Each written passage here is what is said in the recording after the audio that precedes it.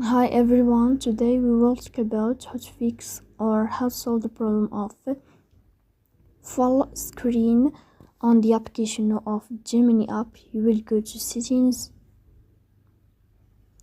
In this page you will go to apps, default apps, app settings. In this page you will go to above and you can search about Gemini app. Here in this page of app info you will click on first stop and you will click OK. Then you will enter to the window of storage. Here you will click on clear cache,